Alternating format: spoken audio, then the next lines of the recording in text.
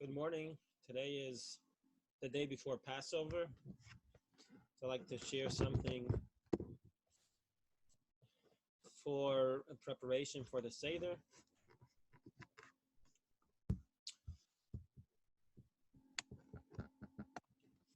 So tomorrow night we'll be sitting down at the Seder and opening up our Haggadahs. And when we get to the portion of the Haggadah where we tell the story, right before the four questions, we have a passage that introduces the step of the Haggadah called Magid, telling the story of the Exodus. And it's written as follows. Helach ma'anya, diachalu avasana ba'ara de Mitzrayim. This is the bread of affliction that our ancestors ate in the land of Egypt. Kol dichvin yeseh v'yechol. Anyone who is famished should come and eat. Kol ditzrich yeseh v'yifsach. Anyone who is in need should come and partake of the Pesach sacrifice. Ashata hacha l'shana haba ba'ara de Yisrael. This year we are here. Next year we will be in the land of Israel. Ashata avdei. This year we are slaves. L'shana haba b'nei chorim. Next year we will be free people. So in addition to all of the questions that can be asked about the relevance of this passage, a general question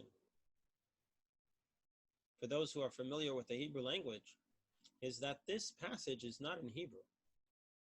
This passage is, for the most part, Aramaic. What's the reason why we open the Haggadah with an Aramaic passage? And the answer to this is that, in fact, the Haggadah was meant to be written in the language of the masses. It was meant to be understood. At the time that this passage was written, the Jewish people were exiled from the land of Israel. They were living in Babylonia.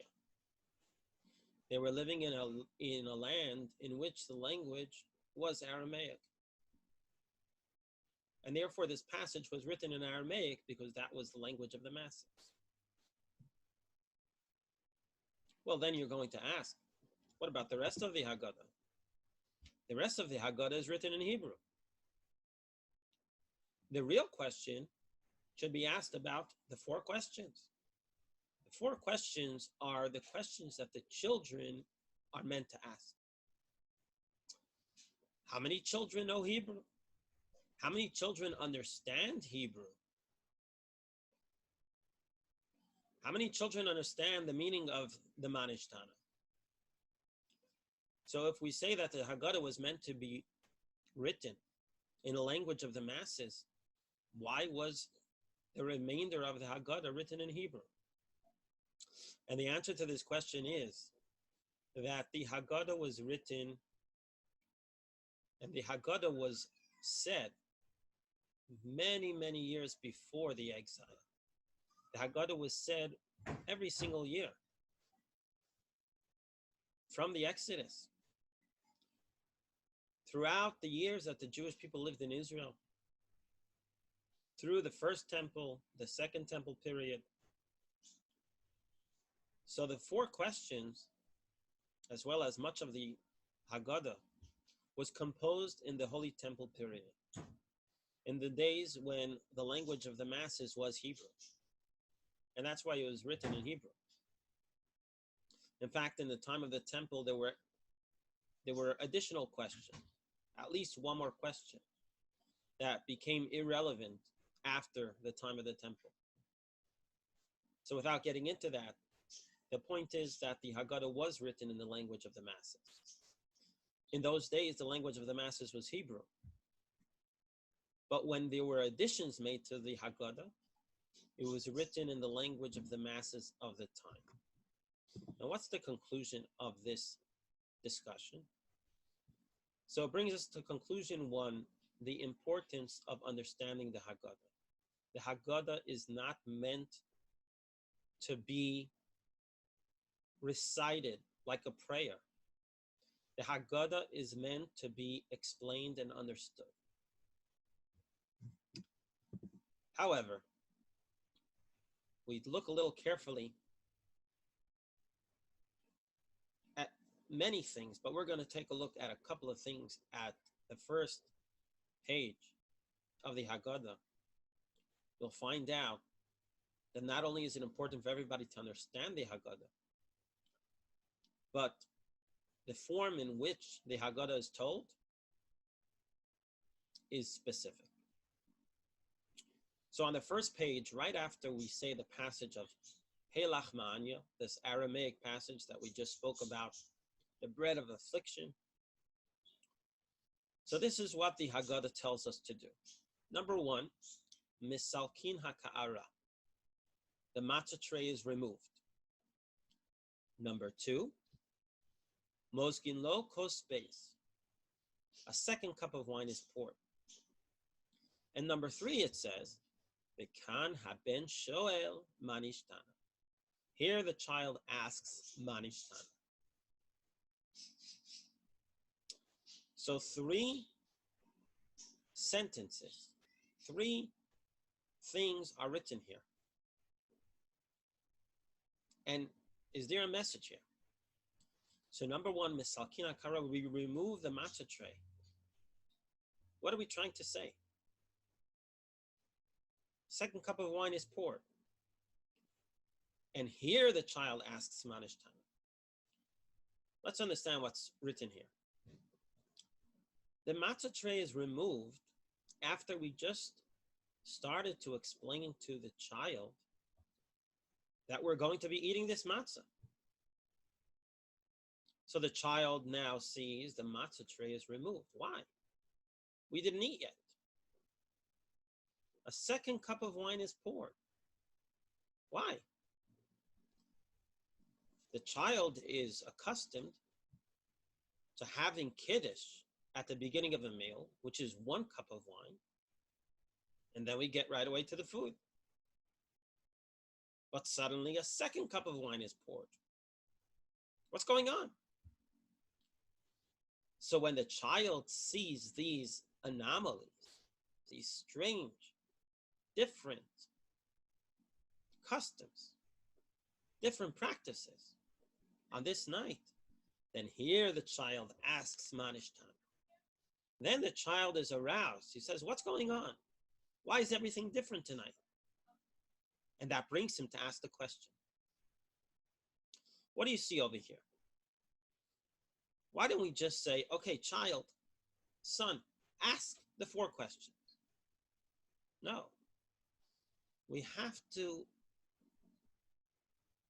change our practices. We have to do things different to arouse the child to ask questions. We seek to engage him. Where does this come from? Well, I'll give you one source. In the book of Exodus, the portion of Bo, towards the end, the last section, says there, when in time to come, your son will ask, saying, Mazos, what does this mean? What's going on? Love, you should say to him, it was with a mighty hand that the Lord brought us out from Egypt, the house of bondage. Does the Torah say, take your child and tell him, this is what happened? No. Torah says when your child will ask, what does this mean? The Torah is teaching us something so important.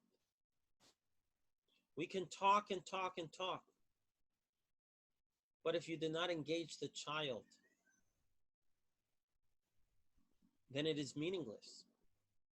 You're talking to yourself. Which brings us to conclusion number 2. The way the Seder is set up is to engage the children. Everything is done in a way to make the children ask questions so that we can then answer the questions. We can then talk to them with an open mind, with a mind that's inquisitive, a mind that seeks to understand. So, God willing, tomorrow night, we're going to sit down to a Seder. It's very likely that we won't be having Zaydis and Bubbies running the Seder. It's going to be each family for themselves. It is incumbent on us, the parents, to take the time between now and tomorrow night. Prepare some stories. Take a look at the Haggadah before, so that when we talk to our children, we're not just reading, we're not just praying, but we are talking to them in an engaging way, in a way that they ask questions, and then we can provide the answers.